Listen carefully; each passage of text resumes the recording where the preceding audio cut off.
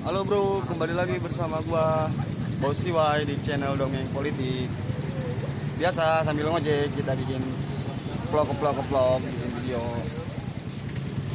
Gua pengen ngebahas tentang masalah Kemenpora ditangkap KPK dengan dugaan total nilai korupsinya hampir 26 miliar bro. Buset ya, itu duit semua bro. Bro, sebelum itu kan kita beberapa minggu yang lalu kita jengkel, ya kan? Kita kesal, kita emosi, sedih mungkin melihat timnas sepak bola Indonesia kita dibantai Thailand, sebelumnya dikalahkan oleh Malaysia gitu kan. Jadi udah sepak bola minim prestasi. Nah sekarang kita dikagetkan oleh kasus korupsi di Kemenpora gitu kan. Siapa namanya? Itu Kemenpora, Imam Nahrawi.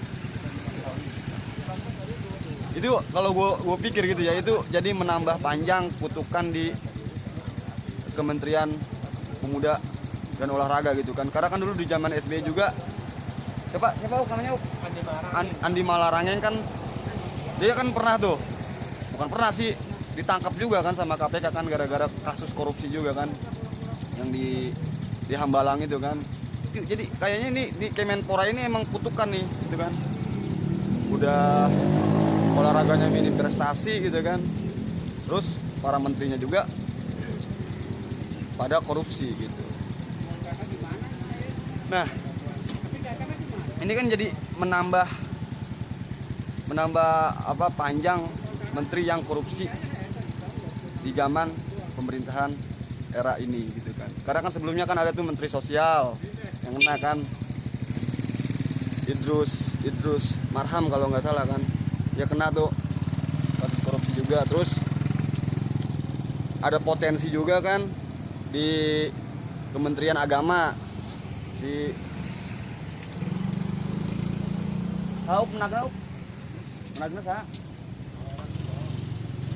itu Menteri Agama siapa?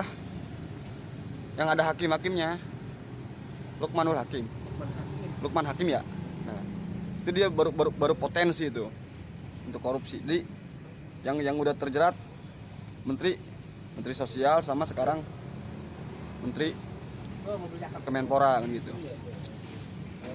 Nah, jadi kalau gue pikir sih kayaknya ada yang salah ini bro di dalam pemahaman kita tentang Pancasila gitu kan. Gue punya interpretasi, gue berhak kan menginterpretasikan Pancasila karena kan sila itu kan ada pasal-pasalnya kan gitu. Jadi gue kadang suka bingung gitu kan sama orang kan. Sekarang yang kita dengar itu kita harus menjaga Pancasila, ya kan? Pancasila.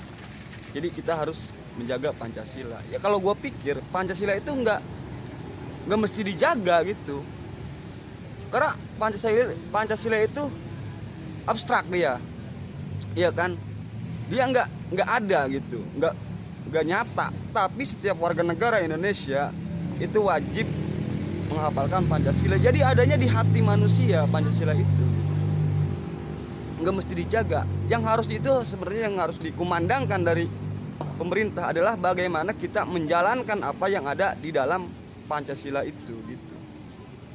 Satu misalnya kan ketuhanan yang Maha Esa, artinya karena mayoritas penduduk negeri ini adalah beragama, artinya siapapun, iya kan, orang yang punya ideologi itu pasti sudah mengajarkan kepada penganutnya untuk tidak korupsi kan gitu.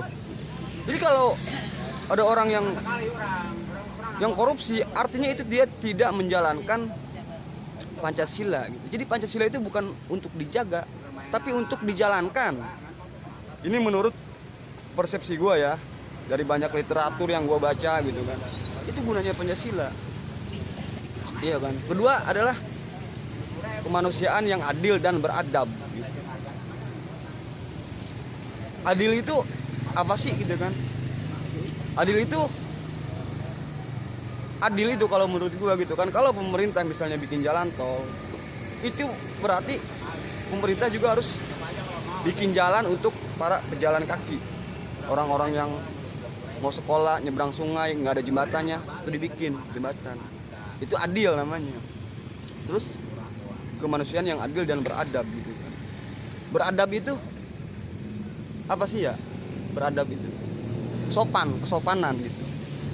Nah sekarang dari pemerintah aja nggak ada gitu kan, pidato gitu sopan. Kan yang kita dengar sekarang apa?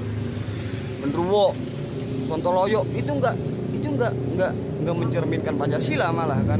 Karena Pancasila ngajarin kita untuk sopan kepada manusia, gitu. Berkesopanan, beradab gitu kan. Jadi gue kadang suka aneh sih sama orang gitu kan. Pancasila harus dijaga. Pancasila tidak mesti dijaga, dia sudah ada di dalam diri manusia. Setiap warga negara Indonesia itu sudah pasti memegang teguh Pancasila itu. Tapi bagaimana kita harus menjalankan Pancasila itu, karena itu adalah pedoman bagi setiap warga negara.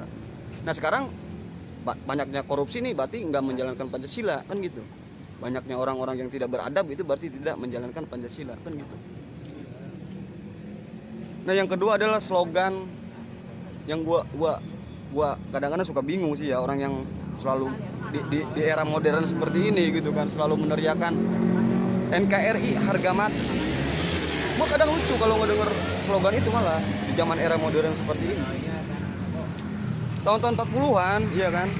Itu slogan NKRI harga mati itu para pejuang-pejuang kita, para pemuda-pemuda pada saat itu dia memang udah siap mati pada tahun 40-an itu kan. Karena dia mau ngelawan Belanda dengan stand otomatis di tangan tuh. Iya kan?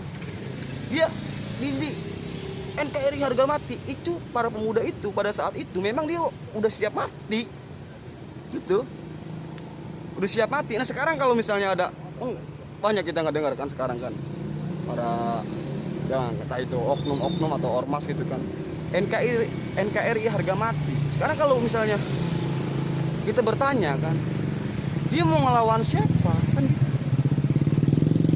itu dikumandangkan ketika ada orang yang apa sih namanya ya, berbeda jalan politiknya, itu dianggap musuh. Padahal itu satu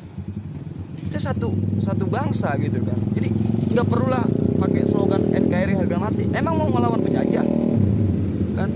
Kita kan udah merdeka kan gitu. Jadi gua kadang suka bingung juga sih sama orang yang suka mengumandangkan itu gitu kan, slogan NKRI harga mati. Itu yang mau dilawan siapa?